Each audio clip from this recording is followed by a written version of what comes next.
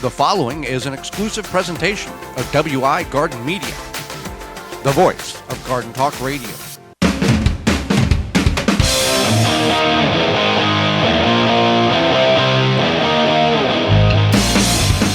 Coming up on the program today, we're going to talk about unique vegetables you can grow in your vegetable garden, as well as starting leeks and onions next spring. Our guest is Brie Arthur, and we'll we'll send some thank yous. It's our last show of Season 8. You're tuned into the Gardening with Joey and Holly radio show. You are listening to the most informationally packed hour of garden-focused radio in the country and on the internet with your host, husband and wife team Joey and Holly Baird. This is the Gardening with Joey and Holly radio show. And welcome to the final episode of Season 8. This is the Wisconsin Vegetable Gardener. I am your host, Joy Baird. Beside me is my wife, co-host, best friend, and gardening partner, Holly Baird. This program is for you, about you, to help your garden grow better, to maintain your landscape, grow healthier trees, make your grass look greener, as well as preserving what you grow. Happy you're tuning in. Whether you're listening to us on one of the 18 AM and FM frequencies broadcasting our program here in 2024, through our radio app, through our parent website, thewisconsinvegetablegardener.com, underneath the Season 8 tab at the top of the page, podcast replay or in-studio video replay. Thank you so much, and thank you for supporting the program this year. Before we get into our final program of the year, it's time for our final joke of the week. All right, our joke of the week is, how do you fix a broken tomato? How do you fix a broken tomato? Hanging on a vine. Tomato paste. Oh, tomato paste. Okay. Yeah. There you go. This week's joke is brought to you by I think too deep on these. Yeah.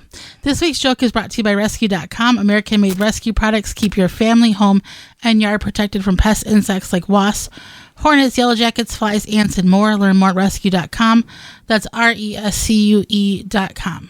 So, we figured that, the last episode of the year, we should talk about something, it's like the last day of school. There's some important stuff to still be done. Don't bring your backpack. What do you mean, don't bring your backpack? On your last day of school. So you don't have to take it. What about the stuff you want to take home? I think you take that home the day before. Okay. That's clearly a different topic for a different program. So there's some things in which, unique vegetables in which you can grow in your garden that we have grown in ours and had found great success with them, some 1 year and others multiple years. So we'll start with yard-long cucumbers. They're just what they sound like. Yeah, they can get up to 36 inches long. Trellising is the way we had done it, and I don't know. I think it's going to be kind of like a regular cucumber. If you let it just sprawl on the ground, you're going to miss it, and it's going to turn into a javelin because it's just going to get so big and bulky. Probably not good. No. Now, what we have found, the unique thing that we found about these, and take it for what, and if you've grown them and you can verify this, we grew them for 1 year, and we harvested them when they were 30 inches long. We had 3 of them, and they tasted just like cantaloupe. Did they really get that long? Yes. Okay, I had to take your word for it. I forgot. Yeah, same thing as yard-long cucumbers and yard-long beans. Yeah. The same thing. So they tasted just like a muskmelon or a cantaloupe. So that was something unique, and it didn't give us the impression of this would be good in a salad unless maybe it was like a fruit salad because of that flavor that it offered. Jerusalem artichokes is another one in which you can grow, and this is a perennial, meaning it will come back year after year. Explain what Jerusalem artichokes are. So they are actually part of the sunflower family. They do produce a beautiful tall flower, yellow flower, not as big as a sunflower, more of like the size of a daisy. Mm-hmm. But they are a roots crop. They are perennial, as Joey had mentioned. They're kind of like, they look like a craggly potato, kind of all, I don't know what the word is, but like a craggly potato. Wrinkly potato. Wrinkly potato, not wrinkly. It's kind of, it looks like a root. There's no, it's very, smooth. It's not smooth. There's very unique attributes to it, I guess. But it's a less starchy root crop. It has kind of a sweeter taste than a potato. Some people say apple. I don't get apple. I probably get like a combination of carrot and potato. And they are, again, less starchy. and they will affect you lower on like the glycemic index as opposed to potatoes, and they're kind of fun to grow. Now, there's some things in which you can do with these. You can put them in a soup or a stew, and they get a very buttery, rich, almost melt in your mouth texture. However, in any application that we have found, and you can go to our parent website, the WisconsinVegetableGardener.com, and type in Jerusalem artichokes, and there's a video on how to do multiple things with it. In any application in which we have utilized the Jerusalem artichokes, peeling the skin to the best of the ability that we can makes a night and day difference. No matter how much you scrub that skin and scrub the dirt off, it has impregnated into the skin, and you get that earthy taste. If you peel it, and you can take a knife and cut around some of the oblong and individual in areas in which you can't get a peeler, completely different texture, completely different taste. Now, again, you can put them in soup and stews. You can cut them thin, drizzle them with a little salt and olive oil, air fry them, and they're just like chips. You can make a lot of things. You can make, Jerusalem artichoke hash browns. You can shred them. Oh yeah, I forgot about those. Yeah. Didn't we make And you gotta just like a regular hash brown, you gotta squeeze out the liquid. Mm-hmm. And they are more liquidy than potatoes, so those are good. And you can just cut them thin and use them and dip them in your favorite hummus or ranch dressing and eat them like that. They're very fulfilling, so you don't have to cook them to eat them either. It's not like a regular. You don't really have to cook any vegetable. Well, I mean, a potato, it's a little rough if you just want to go, hey, what are you having? I'm having a potato. Did you cook it? No. That's probably true. Okay, so let's talk about yacons. Yacons are a root crop that originated from South America. If I said, here's some yacons, you would look at them and think they were sweet potatoes. I have seen them grow as in colder climates, as cold as zone 4. And you can do a lot of things. The yacon syrup comes from these. We found that you peel them and cut them thin into chips and then dehydrate them. They are very sweet and delectable. If you are just eating it after you've peeled it and you're eating it, it's a very, very watery apple, carrot, watermelon flavor based on the different characteristics that your particular variety may have. And we are able to grow them year after year by saving the rhizomes. You plant them after all chances of frost are over. We start them indoors 90 days before we intend to put them out. And we put them out with the tomatoes. Now, I did some experimenting this year, and I planted some rhizomes just in the ground even before the tomatoes, and they did grow. But I still think the pre-starts are better in this application.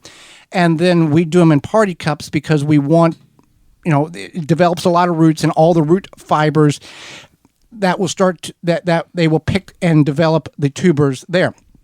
In South America, a yacon can produce 15 to 30 pounds in a tropical area. Here in southeast Wisconsin, where the show originates, zone 5, now 6, and we've seen it in zone 4, we've averaged about 5 to 6 pounds on a really good end, but you're really looking at 2 to 3. So we got them from, we got 2 starts back in 2014 from a nursery that I don't know is even in business anymore out of the Oregon area. And we have continued to save the rhizomes year after year. And I make the joke to Holly every year in the spring because we save the rhizomes and then we sell them on Macari, which is an online, basically an online selling app for those who are not familiar with that. We're restocking the United States yacon population because you cannot find really these. Grows them. Yeah. We sell them as a rhizome. We have sold some plants through that app. That's more of a challenge than anything to deal with. But we sell them as rhizomes, and people will buy them all over the country. And that's what we do with them. White tomatoes. Now, you grow tomatoes. We all grow tomatoes. White tomatoes. And I have grown the white they're called giant whites. I think they are extremely sweet compared to a red tomato. A red tomato is acidic. If you want to get away from acidity in tomatoes, you're going to have some, but you get away from the red tomatoes. Yeah, that's very true. They are very sweet. They are less acidic, and yeah, I enjoy them. Now, we've never done we're going to grow 35 giant white tomatoes and have 14 quarts of white tomato sauce. We've never done that. But that would be a unique challenge, because you could have white tomato sauce, you could have purple tomato sauce, you can have red tomato sauce, and you can have green tomato sauce. And all of those tomatoes at maturity are that color when ready to pick. That's a very good point. You could have all those options. Yeah. I don't know if green tomato sauce would be good because it would be kind of bitter. Right. Because green tomatoes. Some people like that kind of thing. That's true. So let's talk about tiger melon. Tiger melons, they grow on a vine. You grow them vertically. They mature to about the size of a softball, and they can be kind of a reddish, orange, yellow color based on the maturity. They're sweet, and they have a cantaloupe kind of flavor to them, and they have a striped pattern on the outside. Fragrance like a cantaloupe. We grew them 1 year, and internally they were white flesh, and they were very watery. But I didn't find it to have the boom punch that everybody said that they were expecting. They do get sweeter if you keep the water off of them. When they are stressed, they do become a sweeter variety. We watered regularly, so that had a tremendous amount of difference too. Weren't they supposed to be like just crazy sweet? Yeah, but we watered regularly. The more you lessen the water, the sweeter they become. That makes sense. Yeah, so... Yeah. Some unique vegetables that you can grow and we don't have time, but jelly melons is another one. It's a one that looks like a little cucumber that has giant spikes that will get bright yellow. Yeah, spiky. And it'll have a ton of seeds, and it's like neon green on the inside, and it's a very unique taste. We're going to talk about it. We planted it as soon as you could plant cucumbers. We harvested it before the first frost. And at that point, they were still green. We brought them inside, and it took 4 weeks for them to change from the green skin to the orange skin or the yellow skin, and we were able to harvest them. You go to our website, parent website, thewisconsinvegetablegardener.com, click or type in jelly melons in the search engine. You can find our video there. Well, we appreciate you tuning in, and we appreciate you supporting sponsors like Walton's Inc. Correct. So we know you care about where your vegetables, food comes from, etc., like canning, preserving your fruits. But what about the meat? We are reaching, in most areas of the country, game harvesting season. And you might want to think about that. You know, Walton's has, at waltonsinc.com, you can get the equipment, seasoning, and supplies to make sausage, jerky, and any other meat product your way to your high standards. Do you want to make snack sticks that people will actually like? Walton's created meatjuststicks.com, an informational site to help you make the best finished product. Walton's even has a full line of their own meat grinders, mixers, and sausage stuffers to help you go from animal to edible. Walton's everything but the meat. You can use code GROW50, that's GROW50, to save 10% off your orders of $50 or more. When we return, we're going to talk about how you can start your leeks and onions next spring and be successful at that. You're tuned in to the Gardening with Joey and Holly radio show. Got a question for Joey and Holly? Send it via email anytime to gardentalkradio@gmail.com. Are you bugged by bugs? You need Naturally Green Products No More Bugs, environmentally friendly. Made in the USA, No More Bugs is a cedar blend that repels and eliminates mosquitoes, no-see-ums, ticks, fleas, roaches, ants, and more. No More Bugs is safe for you, your pets, and plants. Available online at nomorebugs.net, Amazon, Walmart.com, and the Home Shopping Network. Jung Seed Company is a family-owned and operated seed company since 1907 with the largest selection of seeds and plants online. Use coupon code 10TG24 to save 10% off your order at jungseed.com. That coupon code is 10TG24 at jungseed.com for 10% off. Garden like a pro in 3 easy steps and receive customized fertilizer recommendations for your garden or lawn.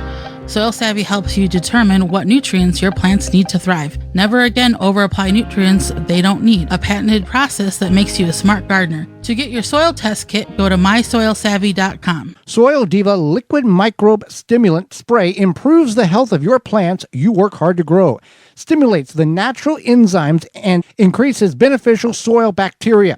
Go to soildiva.net. Soildiva.net.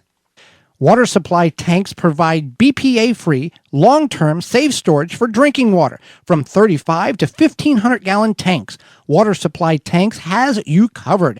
From preparing for unexpected needs, off-grid property, easy gardening access, and more. For questions and to order, visit watersupplytanks.com and use coupon code GARDENING10 to save 10% off your order. Welcome back to the Gardening with Joy and Holly radio show. Happy you're tuning in. It's our final episode of Season 8. Moments away, we'll be discussing how to prepare starting leeks and onions next spring. But first, a word from our Honey Bee Healthy friends at Honey Bee Healthy. Since 2000, Honey Bee Healthy Inc. has helped beekeepers maintain healthy and thriving hives, attracting pollinators to your garden. This year is as simple as hanging a hummingbird feeder with a mixture of sugar water and Honey Bee Healthy Original. Do not be alarmed to see birds, bees, and butterflies dining together at the feeder. Pollinators coexist peacefully. Honey Bee Healthy Inc. is offering a 10% discount on an 8-ounce bottle of Honey Bee Healthy Original. To this show's listeners, you can enter code BEEGARDEN, that's BEE Garden, at checkout. For more information, mixing instructions, visit honeybeehealthy.com. So, leeks and onions. We have started leeks and onions indoors for many years. And we decided that this is a good topic to talk about at the end of the year because many of you already start those prior to our show beginning in March around the country. Take note. Or try to remember. Well, you can take note. You can go look at the in-studio video replay, the podcast replay, and note all coupon codes are listed under the Season 8 tab at our parent website, thewisconsinvegetablegardener.com. So, starting leeks and onions, you want to do this about 12 weeks before your last average frost date, give or take. Your last average frost date is your last average.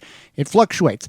Though leeks and onions are hardy plants, you still need to harden them off. So what we have found is we get our seeds from jungseed.com, JUNGSEED.com, and you can use coupon code 10TG24 right now in 2024 to save 10% off your order at jungseed.com. And you can also get what you need there. So we start them in root maker grow bags, 1 gallon grow bags. They are about 8 inches tall. We fill them 6 inches tall, filled with soil. And we distribute the whole package of seeds, and that's 100. So it looks like it's if you don't want to get grow bags, you could use like the bottom of a milk jug. Yeah. Yeah, something like that. The only advantage to the grow bags is when the roots hit the side of the bag, they air prune and they don't wind around and get all intermingled with each other. Yeah. They kind of stay separated. And then we place all the seeds each. But you want something deep. Yeah. Each onion pack has 100 seeds, and the leeks, I think, are the same thing. And we put one variety per 1 gallon grow bag from Root Maker. And then we drizzle just a little bit of soil on top of it and put a paper towel over top of that. That paper towel acts as a moisture barrier. You're going to water through the paper towel, but it doesn't disrupt your onion and leek seeds. And you can do this with other seeds. We've distributed seeds through a whole seed tray, put the paper towel on top of it, watered through the paper towel, and did not you're not moving the seeds around. You can also water from the base, and the capillary action will wick up through the grow bag as well. We put these grow bags in a 10 by 20 flat. You can use any type of water retention container, and we don't let the grow bags or the onions and leeks set in water. We want them to be moist, but we don't want them to set in water because you're going to develop mold, mildew, you're going to create problems, and the seeds need air as well. The soil needs oxygen. It doesn't need to be in a bog. I will say that if you've never grown leeks ever, I would highly suggest growing them. First of all, it tends to impress people. Most people think that leeks are hard to grow or that they're like grown in a bog or have all sorts of theories about growing leeks. And they're really easy to grow. And also, they make a great addition. They're just like, if you never had a leek, it's almost like a less potent onion. And you can eat the whole thing. You can eat the whole thing. We're conditioned in North America or in the United States, just eat the white part, throw the rest away. No, the whole thing tastes like a leek. The whole thing's edible. Yeah. So I would suggest, considering growing leeks, we grow, is it American flag? Yeah. Heirloom Which is variety. technically an heirloom variety, and they do very, very well. Now, when you're selecting your onions, here's the thing that most people, when we started in the industry in 2009 or 2010, nobody talked about this. Long day, short day, neutral day, your day length onions. Nobody talked about this. We brought it to light, I would say. We made video after video after video. People would be like, my onions are no good. Where are you living at? What is your day length? What are you talking about? Day length is divided into 3 categories in North America. Southern part is short day, middle portions of the United States is neutral or midday, and the northern portions is long day. This is all determined on the day length of light your plants are getting during the peak growing time. So here in the northern portions of the United States, and you can look at any map you want, there's plenty of them that kind of give a guideline. The only time where it's a little iffy is if you're on that mid to short day or mid to long day time frame. You're going to have some, you can kind of guess on that. We get 16 hours of sunlight at peak, and that's when the bulb starts to develop on the onion. Now, if you grow a short day and a long day and a long day and a short day, vice versa, you're going to get an onion. You're going to get a lot of green onion top, but you're not going to get much of a bulb. So you want to be aware, and nowadays, your independent garden center is going to sell you the live plants or the starts that are adequate for your growing condition. Big box store, not so much. Online, you're going to have to know what you're looking for. Now they're starting to put long day variety, short day variety, midday variety. Yeah, just now, after however many years. Well, you went to a big box store many years ago, and we've documented this story, and it was just 3 boxes of onions.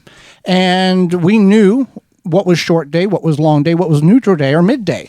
So we got on I'll be a reporter, X, formerly known as Twitter, and we reached out to the company and we said, what's the deal? Why don't you label this? Their response was, we want the customer to purchase the onions that they want to get. They didn't care if it was you're in short day and now you're wanting to grow. They didn't care what growing length you were in. They wanted the customer to purchase the seeds or the plants that they want. In short, they just didn't care if you cared or whatever, vice versa. And then people will will go, well, I guess I'm a bad gardener because my onions didn't grow. Now, there are conditionary effects to why onions don't bulb as well as you may think they should. That's when you go back to your comment of grow leeks. We were growing leeks bigger than broom handles. No issue whatsoever. We were having issues with growing onions because the soil prior to moving to a raised bed, the soil was too dense and the bulbs were, the soil was a very clayish, not loose and loomy as it's needed, and we were having issues getting the bulbs to develop. So leeks, absolutely. If you don't want to mess with the long day, short day, neutral day, all that stuff, it doesn't matter where you're at in the country, where you're at in the world, you can grow leeks at any time, at whatever latitude or longitude you're at. Doesn't matter. So once these leeks and onions are growing, you can put them out. If you're 12 weeks out when you start, about 4 to 5 weeks before your last average frost date, you can get them in the ground. These can handle light frost. This is not a detrimental to these plants. It's not like your tomatoes. These are hardier plants. They're very hardy, yes. But you still need to harden them off. You just can't go, there's 80 degrees in the grow room, boom, slam them in a 38-degree ground. You're going to have some shock and awe going on there. Those plants are not going to do good. There are ways to acclimate or condition or harden them off to get them ready to go outside. Even if you're transitioning from that dramatic of a temperature swing, gently bring them out, and there's videos on how to properly harden them off. You can do this, and it will. You can get an early start on them. Now, some people will grow them in low tunnels, in high tunnels. You can do that as well. I don't know. I guess it's worth the effort, but they're pretty hardy. Now, if you don't want to start your onions and leeks, you don't have to. You can go to your local independent garden center, which we recommend, and you can purchase the plant starts. The starts. Yeah, which looks like a big bundle of pencils, or many independent garden centers will have trays of varieties of onions and leeks. There's the sets too. Yeah, the sets are the sets look like mini little teeny tiny onions. Yeah, don't do that. And the reason, and people will do that, they'll go to the garden center and buy the little net with all the little tiny onions. We have not, and it's not recommended. We recommend you not doing that. And here's the reason why. Onions are biennials. They produce seed the second year. So these onions that you're buying to plant in your garden was grown this current time of year, late fall, early winter, harvested, put in that net, put in a refrigerator, shipped out to your garden center in spring. You pick them up, you plant them. That onion's going, okay, my second year of growing, I got to put on seed. I'm seed developing now. I'm not worried about bulb developing. That's why so many times you have seed blossoms on your onions when you grow those little onion sets, or the little onions in the net. So that's why we recommend fresh seed or fresh plants from your local independent garden center, or online ordering locally. Absolutely. You want to consider where your source is from, and you do want to grow. If you're going to buy something that's started for you, you want to grow something that is going to grow this year and grow successfully and give you your best bang for your buck, essentially. And I'll repeat it again, our parent website, thewisconsinvegetablegardener.com. Put in growing onions, starting onions. We've got dozens of videos on leeks and onions and how to grow them exactly in visual form of how we just discussed with you. Well, Holly, summer is over. Winter or fall is here. Leaves are changing. Kids are in school. Nights are getting colder. Lawn has been forgotten about. Yeah, just because it's fall, we don't want to forget about our yards and those pesky Japanese beetles either. They may be gone, but they're not far. Not only did they feast on your roses and berries this summer, they laid eggs on your turf so they can start again next year. You can take a stand with Phylum's Grub Gone. Grub Gone is a non-chemical BT granular that specifically targets scarab pests and their larvae. Simply apply the granule with a spreader, irrigate it into the soil, and let the naturally occurring bacteria do its job. Not only is Grub Gone easy to use, but it's the only non-chemical choice that effectively controls those grubs. And the best part about it, it's non-toxic to bees and other beneficial butterflies and bees and birds. In fact, Grub Gone has no label restrictions to be used around flowers, so you can use it anywhere you want. Don't have to worry about them picking it up and taking it back and toxifying or killing those beneficial insects. You can find it out at Grub Gone from Phylum Bioproducts. That's PHYLLOM bioproducts.com, the natural choice. Hang out with us. Our author, Brie Arthur, will be with us. You're tuned in to the Gardening with Joey and Holly radio show. Got a question for Joey and Holly? Send it via email anytime to gardentalkradio@gmail.com. Wisconsin Greenhouse Company has custom-made greenhouses to suit your needs. Grow year-round. Strongest greenhouses that will last a lifetime. From agricultural to lounging to entertaining. For more information, go to wisconsingreenhousecompany.com. Got a landscape project left on your to-do list that you're not going to get to? Let the trained team of specialists at David J. Frank Landscaping handle it.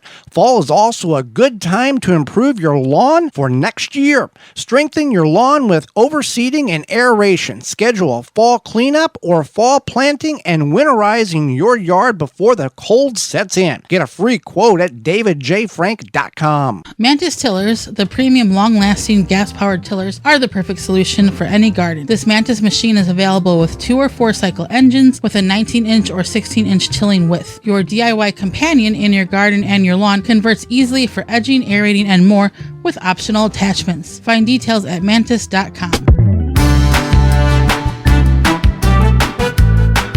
Welcome back to the Gardening with Joey and Holly radio show. Happy you're being a part of the program today. Holly, let's go to the hotline and bring in our guest for this week.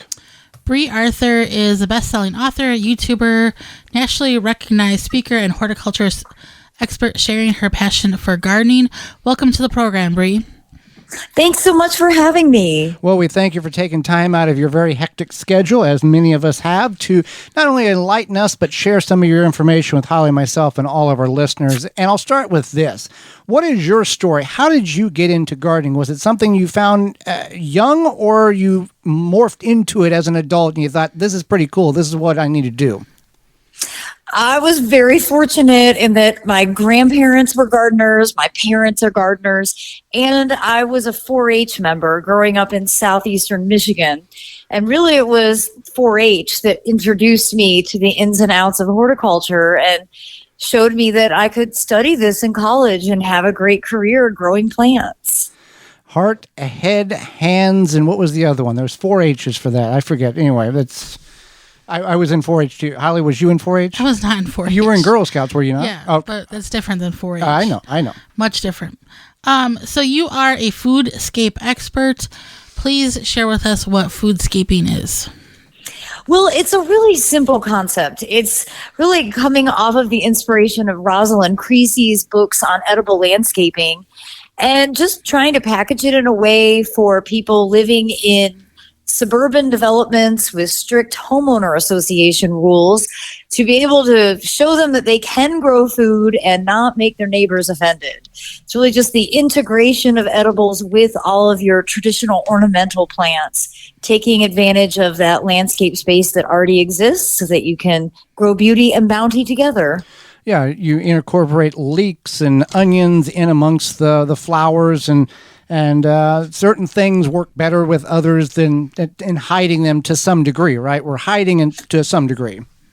Exactly. It's basically growing in plain sight, but when you take away the agricultural installation of a vegetable, like growing in straight lines, growing in boxed beds, and you put them in with the ornamental plants, people often don't even realize you're growing food crops. Right. Well, your most recent book is Gardening with Grains. Let's talk about that. What is the book about, and what is a tidbit in there that would inspire our listeners to pick up a copy? Well, the book was actually inspired by my journey discovering grains as a home gardener, really thinking outside of that agriculture model. I know most people think you need a combine to grow wheat. Well, it turns out you don't. And it's actually really beautiful. All of the grains are really beautiful for their ornamental qualities. And they're really great for providing food for birds. And so one of the things that I love to be able to share with people is how you can grow your own bird seed and incorporate grains into your common landscape areas to create a really dynamic space that also helps your local ecosystem. Grains have definitely become a passion of mine, and one of the secondary benefits of growing grains are how they naturally improve the soil. I'm located here in Raleigh, North Carolina. We have very poor soils here in the Southeast. So any plants that, will draw nutrients back to the surface, help rototill that hard pan clay, and ultimately add organic matter, make a huge difference in being able to grow other plants. So grains just kind of fit into all the boxes, and I'm just very passionate about why everyone should try growing grains at least once in their lives. And growing grains on a smaller scale like you are, you're able to utilize and purchase grains that in the big ag industry are just not available or are not looked upon well because they don't produce the way the farmer needs in order to make that cash crop work. That's exactly true. And you can even really dive deep and grow ancient varieties that may not have the stem strength to be grown in commercial agriculture, but look beautiful and actually a bit easier to digest. So from a local sort of small scale agriculture production, grains really do offer an opportunity for home gardeners that they probably haven't experienced before. I would have to agree. Many people don't think about that. Now, with your grains in making birdseed and all that, have you ventured into making flour out of some of that wheat? We do. We actually average about 20 pounds of ground flour from our 650 square foot front yard grain bed. And then we've actually started growing barley for the purpose of brewing our own beer. And it's something I'd love to be able to share with more breweries so that they could at least use grains in some of their ornamental installations on their properties, but to really drive home the idea that you don't have beer without barley. Right. And I guess the growing your own wheat to make your own flour is the same shock value as growing your own tomatoes and eating it versus a store-bought. Yes. And, I always laugh. I give the example in a lot of my programs.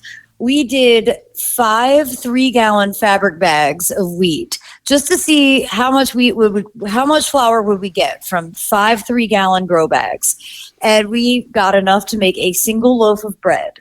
So you're not going to put the bakery out of business, right. But it is a really authentic experience. much appreciative how our grandfathers and great-grandparents and how they lived off the land by going, I did that much and I got this little bit. My goodness. Exactly. So what is a common problem with foodscaping and how can people overcome it? Well, I think really the misconceptions often lie in not fully understanding homeowner restrictions. A lot of the new neighborhoods, actually someone was explaining to me recently, all new neighborhoods federally have an HOA because our mail system doesn't have the ability to go to individual mailboxes. So it's part of the covenant that an HOA maintain the mailbox area for new neighborhoods. And that kind of finally made me feel like, okay, HOAs have a purpose other than bullying the homeowners. Right. And, often the rules are written certainly without anyone from the horticulture industry guiding them. And many of the rules are just very outdated. They're not really meeting the needs of the modern day homeowner. And, the restrictions sort of make it seem like you're not allowed to do anything different from what the builder left you with.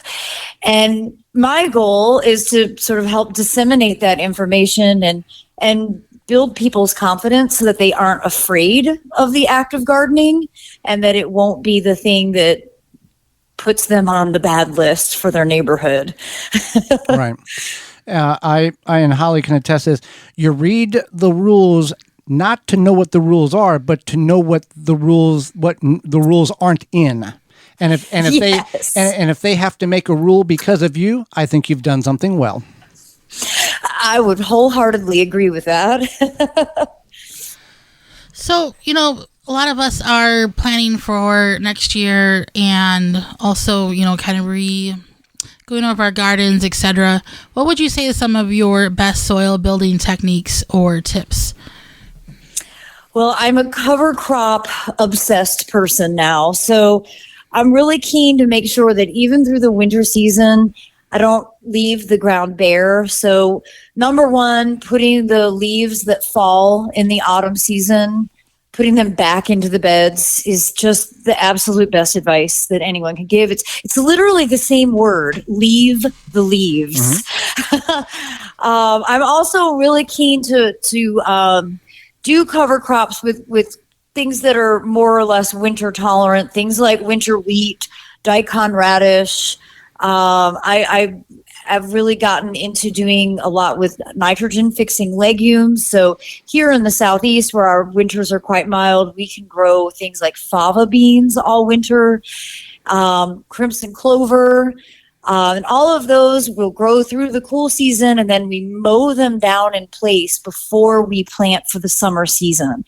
And that's really just acting as organic matter to decompose in place, feed those microbes, and keep your soil healthy.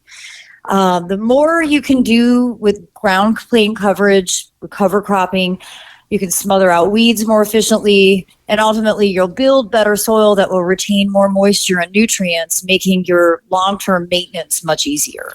So when you say mow it down, are you just cutting it down, chop and drop, or are you cutting it and then turning it over like plowing it, or are we trying to minimize soil disturbance in this process?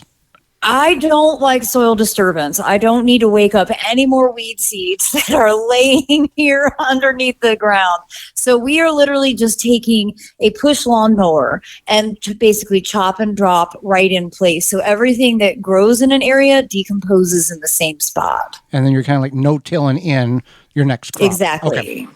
And then the leaves, you're going to spend just as much energy getting the leaves off your lawn to the curve as you would from the lawn to the garden. That is so true. And we actually bought a riding lawnmower with a bagging attachment so that we can steal our neighbors' leaves. And they all think that we're just doing them a great favor. And really, I want the leaves for my own selfish purposes. Right. And that's how you build good neighbor rapport. That's right. Well, Brie, we greatly appreciate the information, the education you shared with. How can people find out more about you and get your books? And where at? You can find me on my website, briegrows.com, BRIEGROWS. And I'm also Brie the Plant Lady on YouTube and Instagram. And we do try to post videos pretty regularly to show how fun gardening can be in doing small things on a regular basis, because it's the world's greatest hobby. There's very few things you can do in this world that make the world a better place, and gardening is really at the top of that list. Absolutely. Well, we thank you for your time and your information. Thank you so much for having me. It was a pleasure to catch up. Absolutely. And when we return, we've got some thank yous to dish out. It's our final episode of our final show of Season 8. You're tuned in to the Gardening with Joey and Holly radio show. Have a garden question? Give Joey and Holly a call now or anytime 24/7. Just dial 1-800-927-SHOW. If you can't get through, leave a message and they will call you back. Call now 1-800-927-SHOW.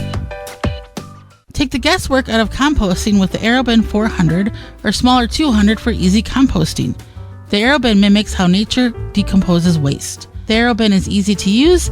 You prepare your balanced organic waste, just open it up, drop it in, and close. After a short time, fertile compost is produced, which is easily accessed via the lower side door. The thermal insulation in the AeroBin conserves heat, leading to rapid breakdown of the biomass, and works efficiently year-round, even in cooler regions. There is no need to turn the biomass, and it is pet and rodent resistant. It has little odor and can kill annoying weeds and seeds. It is BPA free. The AeroBin 400 or 200 comes with a reservoir at the bottom to collect the leachate. When diluted, makes for great compost tea liquid fertilizer. AeroBin composts kitchen and garden waste quickly. Easy to assemble with no special tools needed. The AeroBin makes composting rewarding and easy. Go to burpee.com or homedepot.com to purchase. Protect your plants from damage with the 3-in-1 Plant Guard and Special Blend Fertilizer. Visit ivorganics.com. Use promo code RADIO10 to save 10% off your order. Are you ready to take control of your home's comfort? With Mr. Cool DIY Direct, empower yourself with our top-notch do-it-yourself cooling and heating solution. Introducing the Mr. Cool 4th Generation Mini Split, the DIY-friendly way to keep your home perfectly comfortable all year round. Our systems come with everything you need for installation, including our patented pre-charge line sets, eliminating the need for expensive professional help. Visit MrCoolDIYDirect.com to learn more and to take the first step towards a cooler, more comfortable home. Don't forget, use promo code GARDEN for a special discount and free nationwide shipping. Mr. Cool DIY Direct. Cool your house, heat your space, all by yourself. Pomona's Universal Pectin is a high-quality pectin that gels reliably with low amounts of any sweetener. If you're trying to reduce the amount of sugar in your diet, you'll love Pomona's Universal Pectin. Now you can make healthy homemade jams and jellies sweetened to your taste. You can use sugar or honey to sweeten. Pomona's Universal Pectin keeps indefinitely when stored in an airtight container. Easy to use, versatile, and comes with directions and recipes in every box. Find out more and where to buy at PomonaPectin.com. Also available at natural food stores and online. Rootmaker starts your plants off right and keeps them going through harvest. From their seed starting trays with an innovative design that air prunes the roots to their large variety of grow bags, 1 to 60 gallons. Their products will provide you the harvest you've never seen before. Visit rootmaker.com. Use coupon code ROOT24 to save 15% off your order at rootmaker.com. That coupon code is ROOT24 to save 15% off your order at rootmaker.com.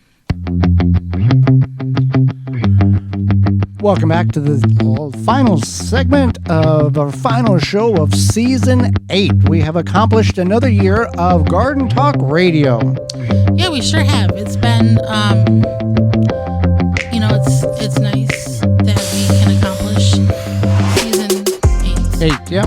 And I feel that, we've kind of gotten into our groove for working on the show notes and then working on the interview questions and all of that. So we have told more about how our show operates behind the scenes in the last 6 weeks than we have in the last 7.5 years.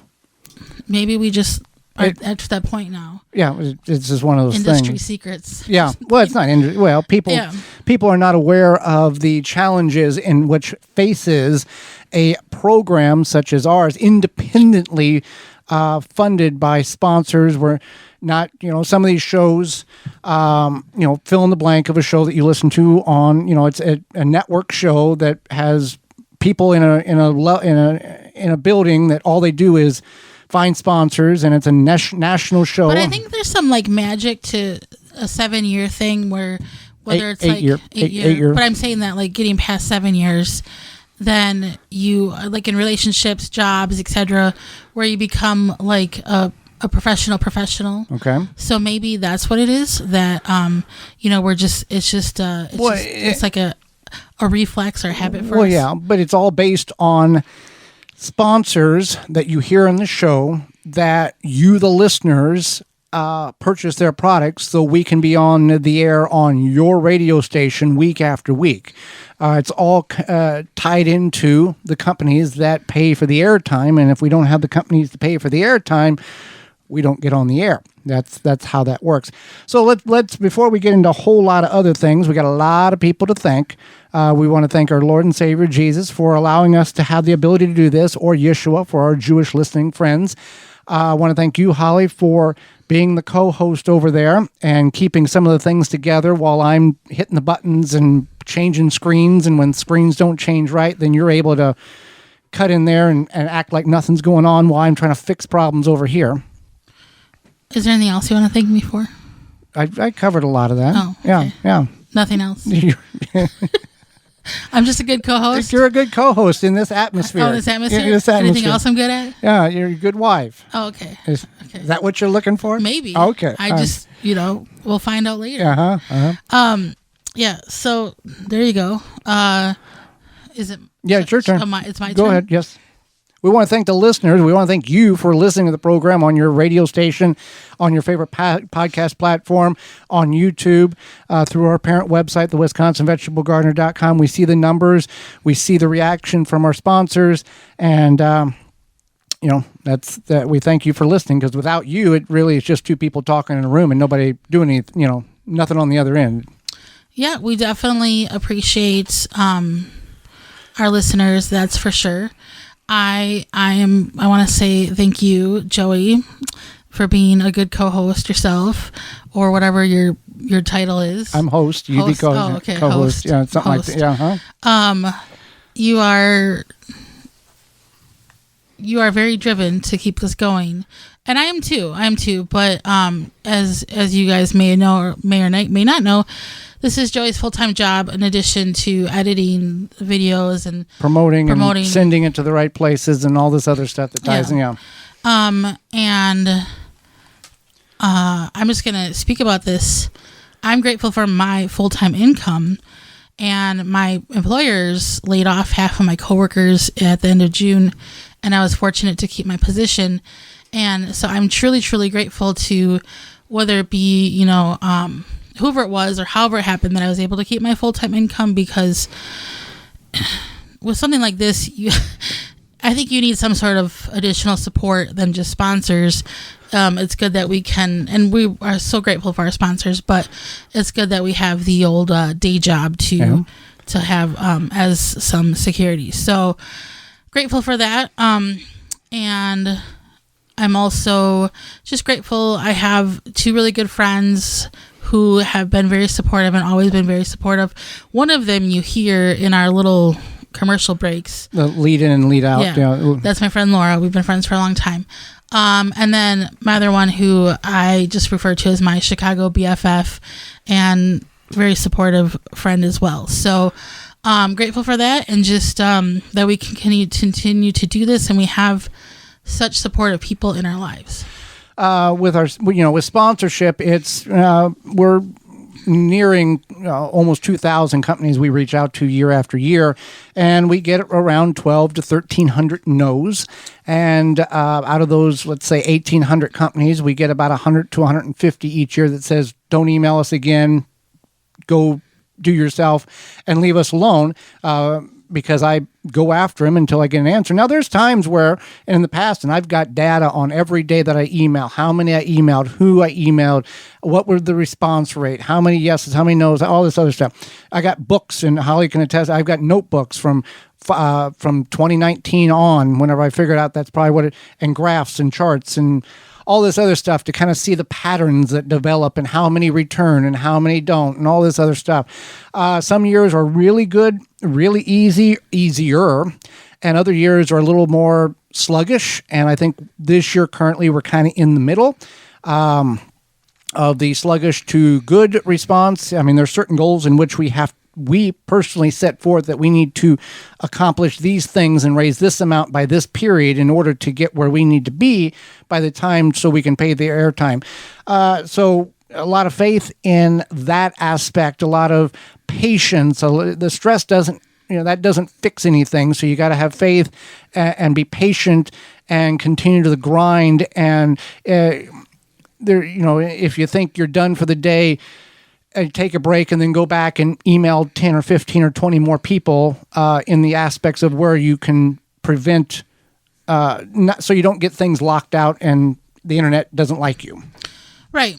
And so, we've definitely touched on the sponsor thing quite a bit. And we are appreciative of our sponsors for sure. And just, again, our listeners, and I don't know what else.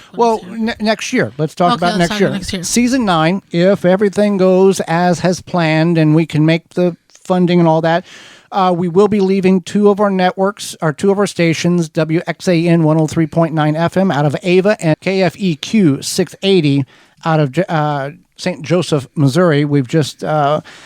it's not nothing they've done wrong. It's what we've decided that's best for us. We will be moving to WLOB 1310, 98.3 and 100.5 out of Portland, Maine, and Cool 1450 AM out of Thurmont, Massachusetts will be the replacement of those.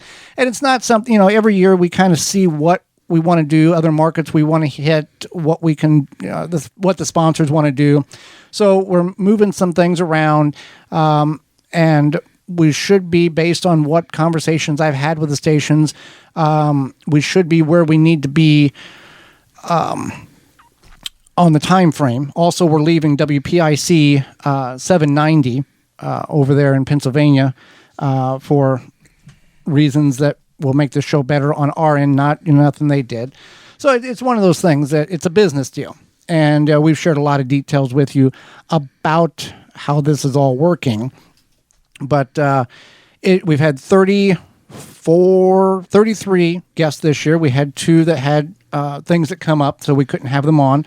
And we've covered 70 plus topics throughout the year. And all are available on any podcast platform you want to check out. The Gardening with Joy and Holly radio show. You can go to our parent website, thewisconsinvegetablegardener.com, under the Season 8 tab. In addition to, throughout our off-season, gardentalkradio@gmail.com, and our hotline, 1-800-927-SHOW, 1-800-927-7469, will still be open and available for you to call in and ask your questions.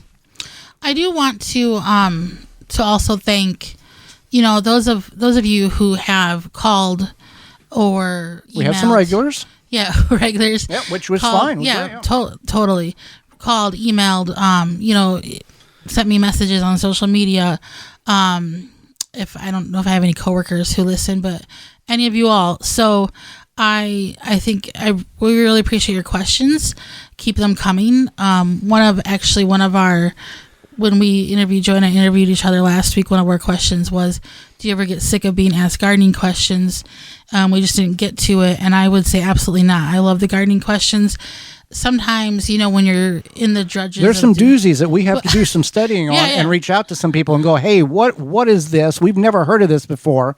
But when you're in the drudges of doing this, things can get monotonous, and these gardening questions and hearing from our listeners or just people on social media, whatever it may be, is really nice because it reminds you of why you do this. Simplistic, etc. Just like, there's actually somebody on the other side of the radio who is enjoying this and who is, getting good information from it, and we continue to enjoy doing that. So we really appreciate your questions, and you can definitely keep them coming. And even in the off season, you can email us and whatnot. And I forget, somebody reached out a couple of weeks ago and asked a question. I don't recall what it was, but it wasn't like an in-garden question, and it was off on one of the social media platforms. And they said, we don't even have a garden, but we really enjoy listening to your program.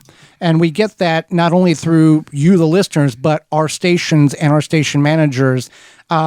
They hear they're hearing from you as well, that the stations get phone calls about how they like the program, and it really is nice to hear. And if you are listening and you want to be part of this program next year, and you have a company, whether locally in one of our markets or you want a national, gardentalkradio@gmail.com. We can certainly have conversations with you. Gardening, you don't have to have a gardening product in order to be on the program. All of you who are listening are gardeners, or listen to our show. You are consumers of everything from cars to tires to underwear to drinking cups. It's not just seed soils and shovels. So many people don't realize that. They think it has to be in this little nook. Oh, we can't because it's not in our wheelhouse. But anyway, so yeah, we've done quite a bit. 8 years. To do, 8 years, that's 200, and I think it's 75 shows is what we've accomplished. That's a lot. And I feel like the time 280 shows. 8 years, 280 shows. I feel like, it does feel like 8 years, but at the same time, it also feels like it's just flown by. So, and we've come a long way. We started with just one station, and, right. And now we're on 18. 18. Yeah. And, that's definitely something, and I think just together as people, Joey and I have grown over those years, and so that's amazing. Yeah, a lot of faith involved in all of this. If you're a spiritual person, you understand the significance of what that means. If you are not a spiritual person, it's something that you should look into, even just look into it, whether you agree with it or not. There's significant personal benefits to having that relationship. So with that being said, Holly, what have we learned, I guess, this year rather than just this show? This year? Yeah, why not? Like recording the radio show? Doing the radio show? The last 35 weeks of the program. I guess. We did not go over that question in rehearsal. I guess for me, planning ahead is good, and I know that I wouldn't say just learn that, but you should also learn this too, because sometimes when we're getting ready to get down to it, you have technical difficulties with the camera equipment, and it makes me a little bit nutty. So, and not in a good way. When we have older camera equipment, maybe planning ahead a little bit more might be helpful. Yeah. Nutty, not in the funny Barney Fife way. No. Nutty in the bad way. But I did learn, I knew people could probably grow grains in their backyard, but it sounds like there's a lot of grains to be grown in your backyard. Yeah, there's a lot of heirlooms out there that on the agricultural side just don't exist, or do, but it's not, like I was talking to Brie there, it just doesn't financially make sense, and you're not making money. What did you learn? Well, I learned that we talked to gardeners in our guest segment all over the country, and they all have a central focus, and it is don't overthink things. Keep things simple. Whenever you start overthinking things, that's whenever you lose the enjoyment of the gardening. Oh, should I plant that there, or should I plant it over here? Well, the sun is a little bit more. You're overthinking it. Gardening is supposed to be a hobby. Most of us who are listening and doing this, we're not doing this on a live and die deal. If we don't make this happen, we can't survive. This is a luxury. This is a disconnect. This is what we do in order to enjoy when we're not doing work. Right. So What we learned today is brought to us by honeybeehealthy.com. They're serious about the business of bees and helping beekeepers maintain healthy and thriving hives. Whether you're a professional beekeeper or a bee hobbyist, we've got the products to help you maintain a healthy hive. You can go to honeybeehealthy.com, made in the USA. So tune in next year. Yeah. So for Holly Baird, I'm Joy Baird, and we thank you so much for listening. We appreciate you very much. And until next year, we'll see you then.